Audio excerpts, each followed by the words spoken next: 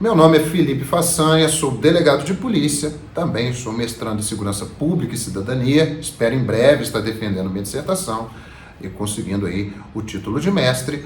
Sou pós-graduado em Criminologia, pós-graduado em Direito Penal e pós-graduado em Polícia Judiciária e Segurança Pública. Atualmente, leciono as disciplinas de Direitos Humanos, Direito Penal e Criminologia. Também leciono algumas disciplinas específicas para atividade policial.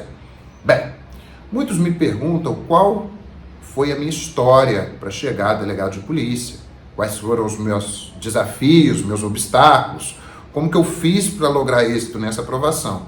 Bem, eu vou começar contando a minha história lá de trás. Olha só, eu não venho de uma família muito rica de financeiro, de dinheiro. Eu tenho a família milionária de amor, carinho e afeto. Mas a gente nunca teve grandes recursos financeiros. Então eu venho de uma família pobre. E por ser de uma família pobre, eu sempre tive que trabalhar muito cedo. Eu comecei a trabalhar logo com 17 anos. E durante a minha vida laboral, eu fiz de tudo. Trabalhei como carregador de cartucho de tinta, trabalhei como agente de viagens, trabalhei como vendedor de motos, inclusive foi meu primeiro emprego, e olha que eu não entendo nada de moto. Bem, trabalhei como ferroviário. Quando eu iniciei o meu trabalho como ferroviário, eu era também já muito jovem, eu comecei trabalhando como manobrador. Eu era aquele cara que tomava chuva e ficava virando aquelas chaves pesadas na linha, andando no trilho, fazendo um engate de vagões. Então era um serviço fisicamente extenuante, muito cansativo. Eu comecei a trabalhar na ferrovia como manobrador, depois fui agente de estação, então coordenava alguns manobradores e coordenava toda uma estação de trens, e por fim cheguei a coordenador de tráfego ferroviário, que eu coordenava os trens na malha ferroviária, a circulação deles. Então eu sempre trabalhei desde muito jovem. O trabalho na ferrovia que eu executei sempre foi em plantão, então sempre trabalhei de plantão e virando madrugada. Então isso foi muito importante na minha formação. Por quê? Porque foi através dessa ideia dos plantões, de trabalhar de madrugada, de sempre ter uma carga de trabalho muito grande, que eu decidi, em determinado momento da minha vida, fazer o curso de Direito. Eu já tinha feito a faculdade de História na UFJF, faculdade essa que eu não concluí, eu parei ela no 6º período, até por causa do trabalho, já que eu estava trabalhando em outra cidade. O trabalho na ferrovia também, eu trabalhei em várias cidades, trabalhei no Rio de Janeiro, trabalhei aqui em Minas, em Conselheiro Lafayette, depois que eu trabalhei em Juiz de Fora, então eu trabalhei em várias cidades. E em razão disso, eu abandonei o curso de História. Quando eu já era controlador de tráfego ferroviário, eu decidi fazer um outro curso superior, tecnólogo em logística. Eu fiz esse curso de tecnólogo de logística, é um curso de curta duração. Em determinado dia, meu irmão chegou para mim e falou o seguinte: você já parou para pensar que você tem emprego, mas não tem profissão? Porque o dia que você for mandado embora da ferrovia, você vai trabalhar com o quê? Sua formação é toda nisso? Enfim, você deveria fazer um outro curso, né? Engenharia, sei lá, administração, alguma outra coisa, se você quiser ter uma qualificação para você ter realmente uma profissão, não só um emprego. Aquilo entrou na minha cabeça como uma bomba. Eu falei, quer saber? Eu vou fazer um curso. No ensino médio, eu fiz um curso técnico e foi o curso que mais me agregou de valor depois da faculdade, que foi um curso de formação gerencial. Era um curso pelo Sebrae para formar micro e pequenos empreendedores. Então, lá eu tive contato com algumas matérias muito interessantes, filosofia, administração, fundamentos de contabilidade, etc. Matérias essas que eu fui rever na logística e foi assim um passeio, porque a base já estava formada, então a faculdade de logística eu fiz com muita tranquilidade. Bem, mas voltando. Então eu tinha emprego e não tinha profissão. Então eu decidi experimentar e pensar, olha, o que eu poderia fazer? Eu fiquei na dúvida entre a administração e entre o direito. E me matriculei numa faculdade de direito e falei, olha, eu vou tentar o primeiro semestre, se eu não gostar, eu troco. Enfim, já estava um pouco mais velho, óbvio, já tinha por volta de 26, 27 anos, fui lá para a faculdade de direito. No primeiro dia da faculdade eu me apaixonei. Falei, nossa, eu quero trabalhar com isso aqui. Lembro até hoje, era um professor muito, muito bom. Ele estava dando aula de introdução ao estudo de direito, falando sobre Alex e Dworkin, sobre normas e princípios, uma discussão filosófica muito legal. Eu falei, nossa, eu quero isso aqui para minha vida. E naquele dia, na primeira aula, eu fiz um pacto comigo mesmo, um contrato. Eu falei assim, eu vou fazer a melhor faculdade e eu vou ser o melhor aluno dessa faculdade. Eu vou estudar tudo com antecedência, eu vou morar nessa biblioteca, quando eu puder eu vou estar estudando, eu vou me dedicar ao máximo. E eu cumpri esse contrato. Durante os 5 anos eu estudei o máximo. E com muita dificuldade. Por quê? Porque eu trabalhava em plantão. Então, eu perdi as aulas do dia que eu estava trabalhando de manhã. Minha escala, ela rodava assim, um dia eu trabalhava de manhã, um dia pela tarde, um dia até o início da noite, no outro dia de madrugada.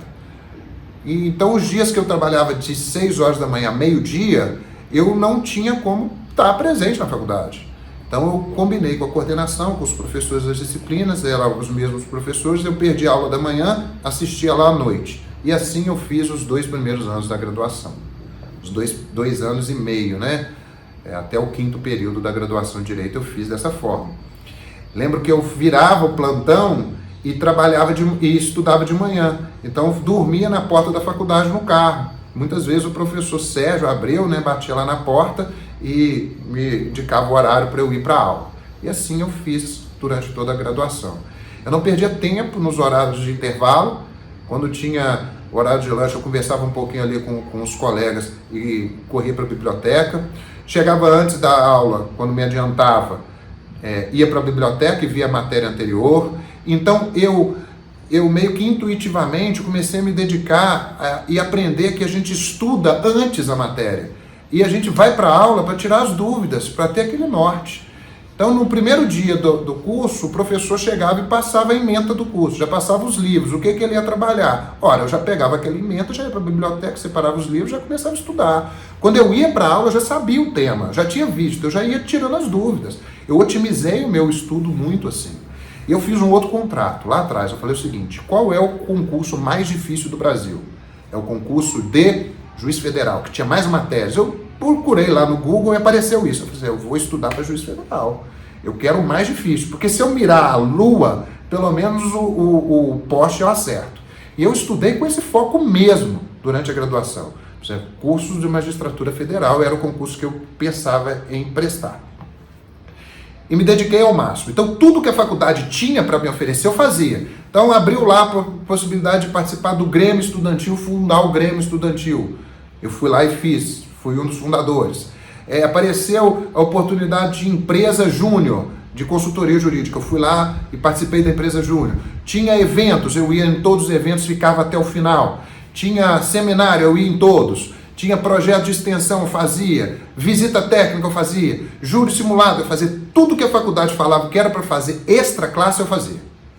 Quando eu cheguei no 5º período da faculdade, indo para o 6º, eu tinha a oportunidade de fazer estágio. Só que eu fazer estágio era incompatível com o meu trabalho. Não tinha compatibilidades entre estágio e o trabalho que eu executava. E eu queria fazer o estágio porque eu entendia que seria muito bom para a minha formação. Então, prestei um concurso, o primeiro foi para estágio no Ministério Público Federal, passei na prova, passei entre os primeiros lugares e aproveitei a época que eu estava de férias e iniciei o estágio. Porque eu falei, olha, quero saber como que é o estágio e vou fazer o estágio nas minhas férias.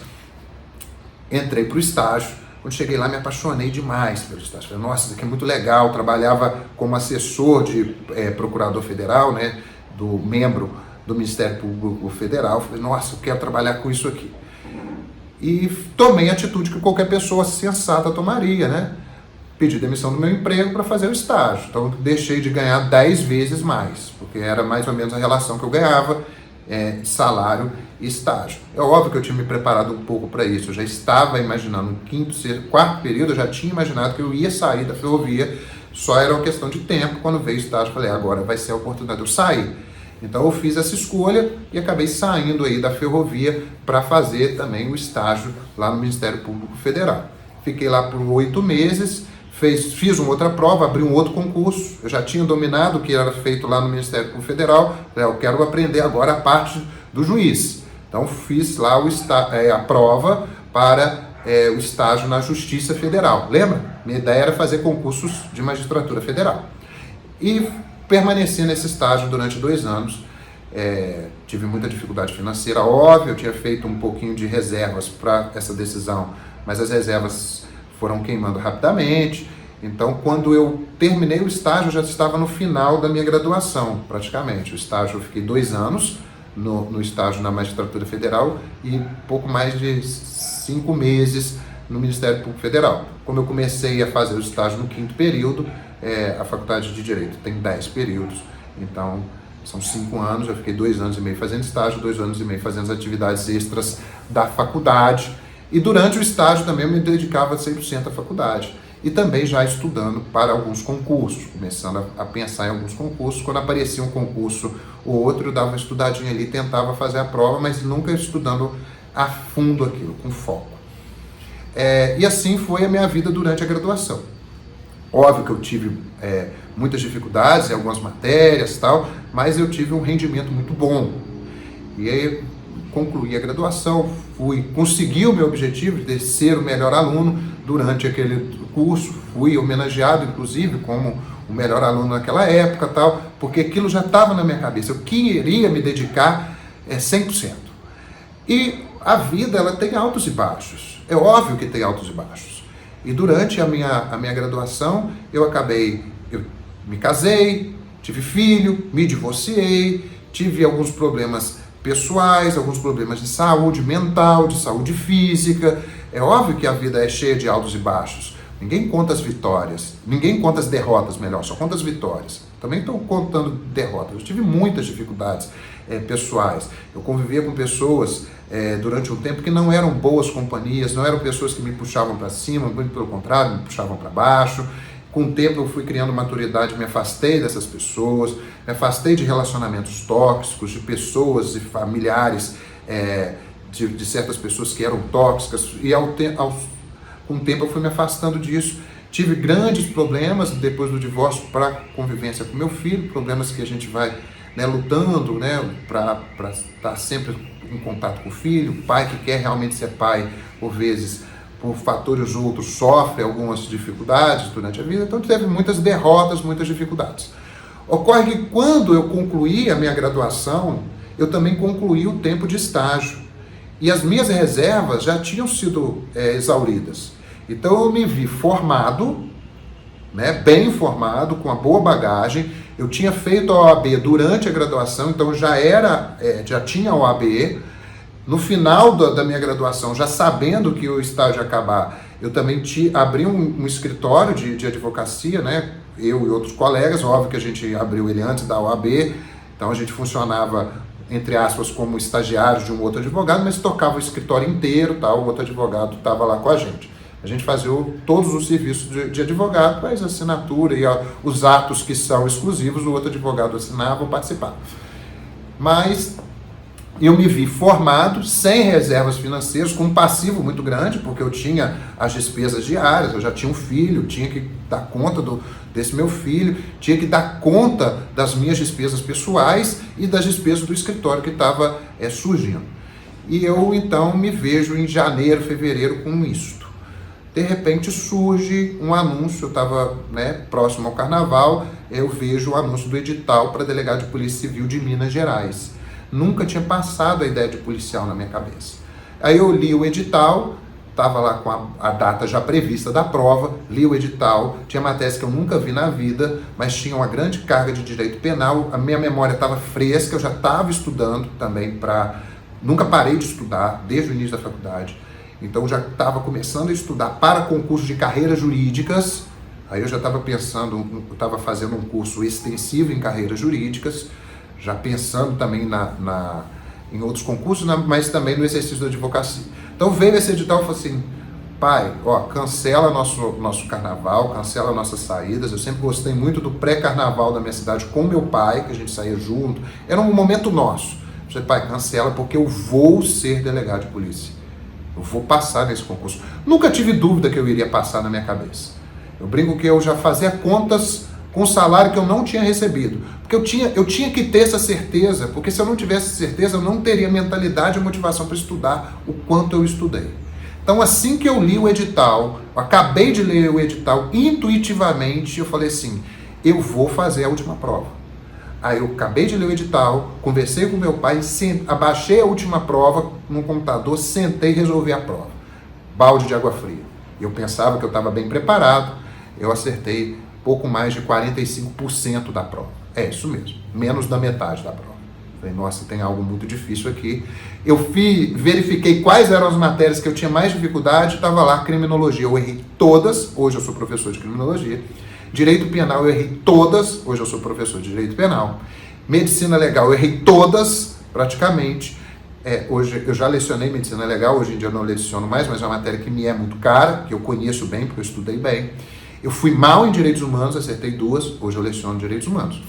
E eu fiz o seguinte, como as matérias que eu tive mais dificuldade foram essas, são as matérias que eu vou estudar mais.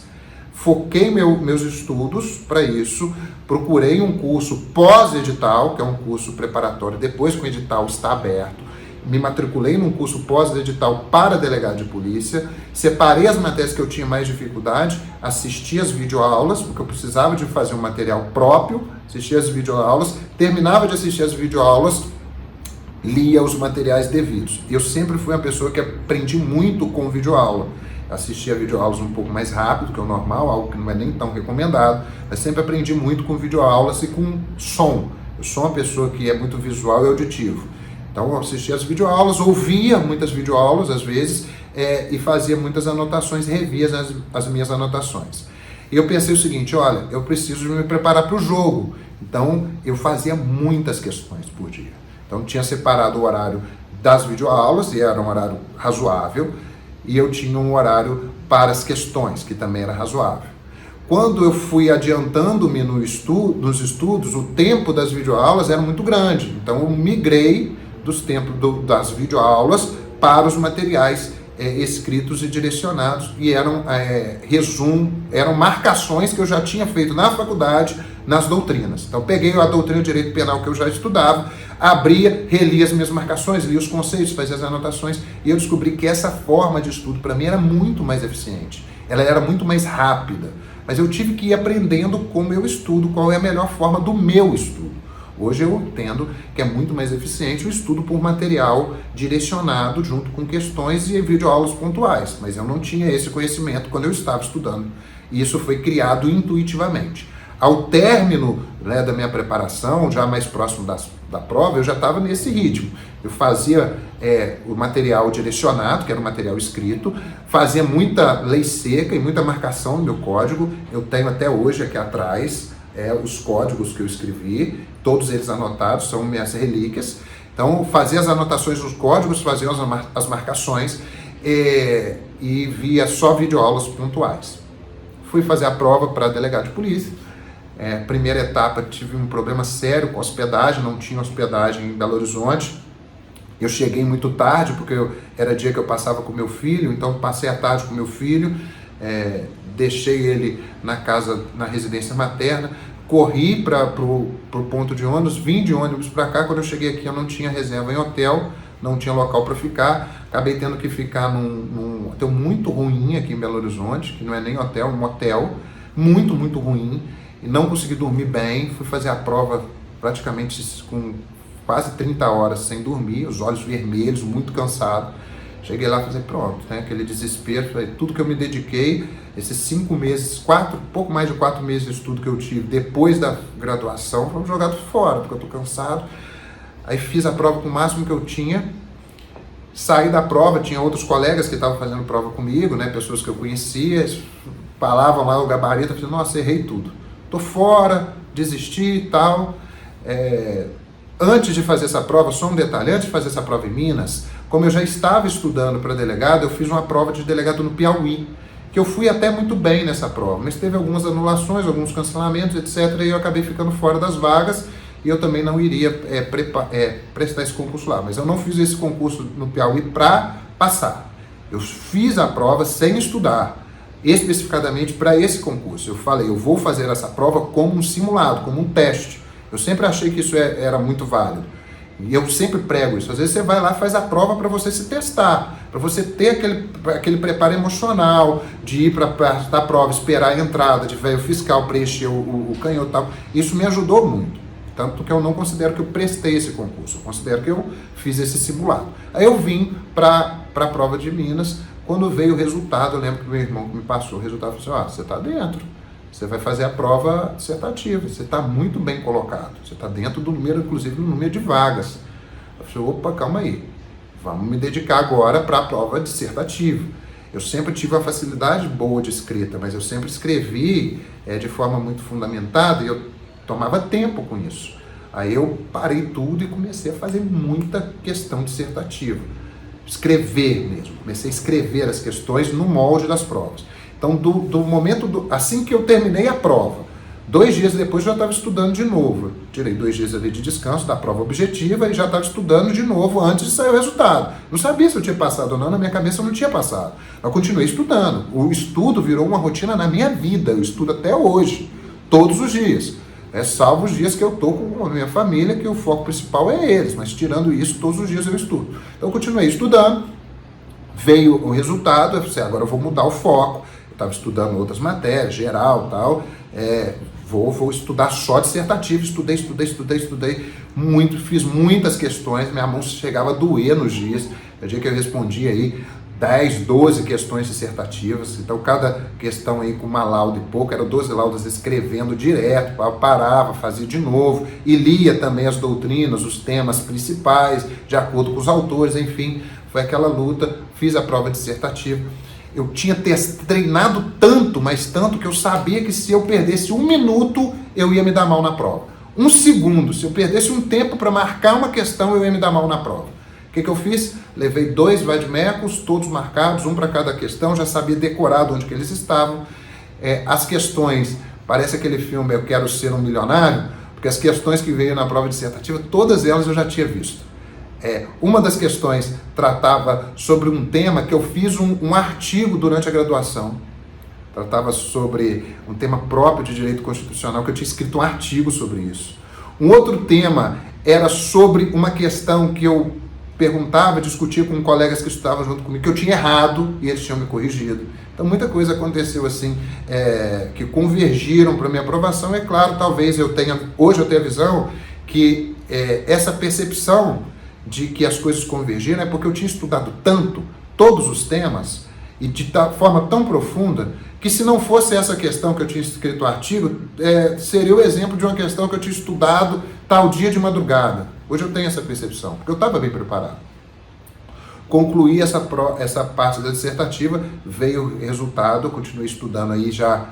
Eu sabia que eu tinha feito uma boa prova, que eu tinha respondido todas as questões, eu já estava estudando para oral, pedindo arguições de colegas, conversando, os meus antigos professores da graduação, a professora Ana Lúcia Damasceno, o professor Tiago Almeida, todos eles me ajudaram muito, se disponibilizaram a me treinar de graça, porque eu não tinha como pagar, tiveram reuniões comigo, me falando temas sensíveis, principais, foi muito legal. E eu me preparei para esse discursivo. Uma amiga minha, Alessandra, me ajudou me arguindo, fazendo questões, me perguntando. Inclusive uma questão que ela me fez e me corrigiu, depois foi me cobrada na prova oral, e eu estudei bastante. A prova dissertativa me botou lá nas primeiras colocações, e depois a prova oral me botou entre os 5 primeiros colocados. E depois veio o exame de títulos, eu estava bem preparado, eu não tinha titulação nenhuma, à época não tinha pós-graduação, não tinha mestrado, eu era recém-formado, gente. Eu fiz a prova para delegado de polícia 4, 5 meses depois do que eu tinha colado o grau no direito, então não tinha tempo de ter pós-graduação. Aí veio a prova de títulos, eu caí em algumas posições, comecei já que eu já estava na oral, eu já estava voltando às atividades físicas, um erro que eu cometi, de ter abandonado as atividades físicas por muitos anos, por muito tempo. Eu tinha sobrepeso, estava sedentário, aí eu comecei a treinar a preparação física específica com profissionais direcionados, e desde então nunca mais parei de fazer atividade física. Aí depois veio as provas físicas, que também é muito cansativo. Vem o exame psicotécnico, e o exame psicotécnico a gente fica muito preocupado, que não tem como você estudar, você não sabe como que é.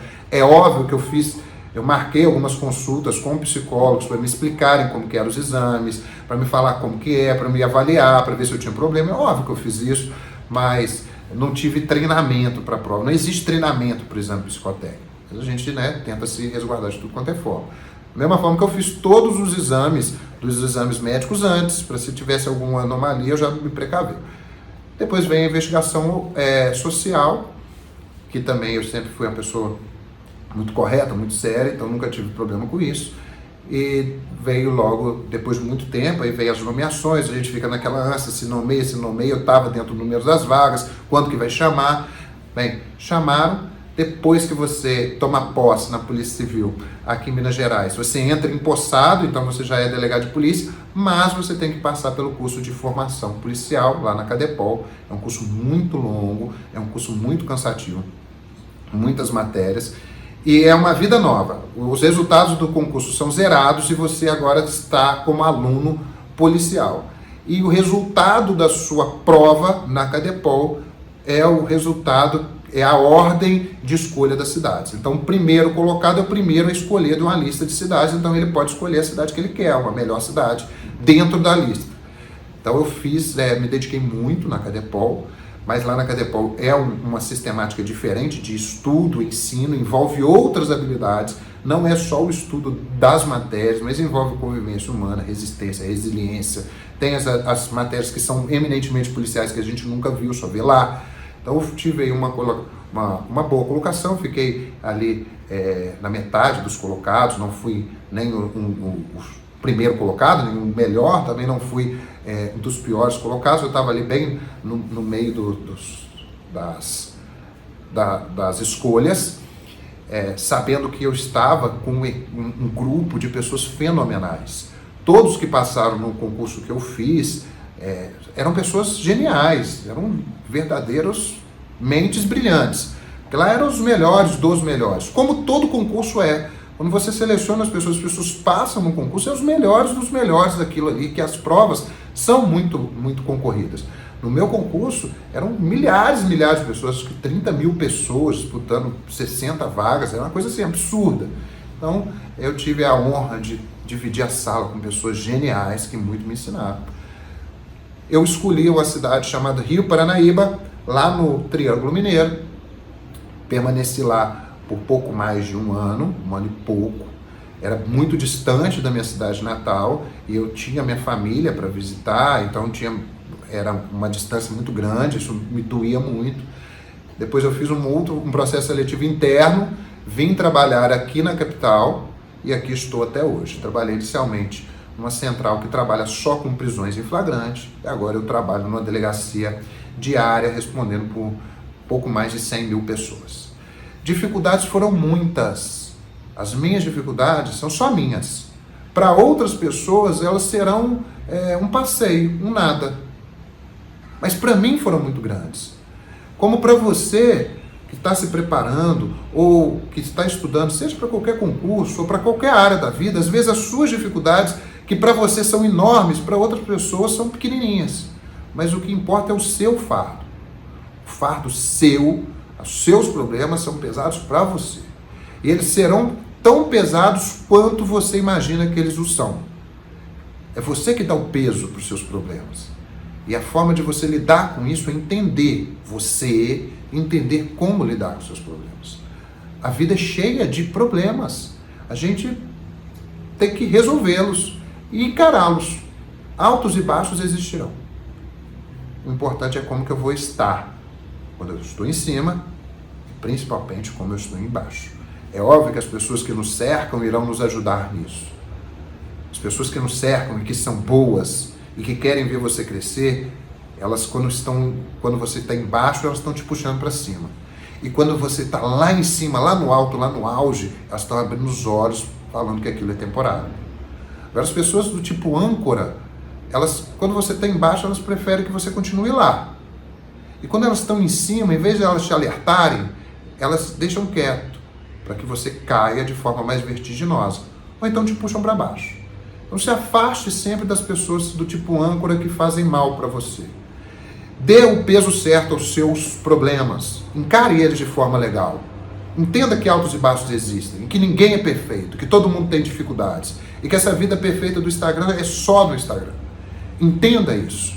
Tenha essa maturidade. E principalmente, saiba que o alimento do cérebro é o estudo e o conhecimento. Você tem que estudar todos os dias, dependendo do que faça. Dependendo se o seu objetivo final é concurso. Estude, aprenda. Aprenda todos os dias. A melhor ferramenta de aprendizado é o estudo. Então leia todos os dias. Se aprimore todos os dias. O melhor alimento para o corpo, não só o alimento comida saudável, mas a melhor atividade de lubrificação da sua máquina, do seu corpo, é a atividade física. Então você tem que se exercitar todos os dias. Seu corpo não tira férias. Então se exercite todos os dias, ande, suba uma escada, agache, faça uma atividade física que você gosta, um esporte, mas se mantenha ativo. Se alimente de forma saudável. Não se entupa de coisas que fazem mal, de veneno, de drogas, cigarros, álcool, essas coisas que só te trazem dor e sofrimento. Não coloque substâncias ruins no seu corpo. Posso falar isso porque eu cometi todos esses erros. Eu fiz tudo que poderia ser errado e hoje eu tento fazer o máximo de acertos e erro muito ainda. Bem, isso é um pouquinho da minha história. Queria também passar essa mensagem aí de vida. Espero que vocês possam entender um pouco o que eu sou. Minha história não é para espelhar nem motivar ninguém, não é isso. Eu quero contar, e eu contei, tudo que passou na minha vida, na minha história, pelo menos um pedaço público dela. É óbvio que as partes privadas e outras coisas que são privadas, é óbvio que não serão ditas, mas eu quero passar um pouquinho para que você entenda que todos nós temos dificuldades e temos altos e baixos. Todos nós. Não existe vida perfeita de Instagram, vida perfeita de rede social. A gente vive em altos e baixos, todo mundo tem seus pesos, suas dificuldades, todo mundo tem as pessoas âncoras ao redor, os relacionamentos tóxicos, todo mundo tem o sedentarismo e a procrastinação, todo mundo tem falhas. O problema é como você encara essas falhas. Um abraço, até a próxima.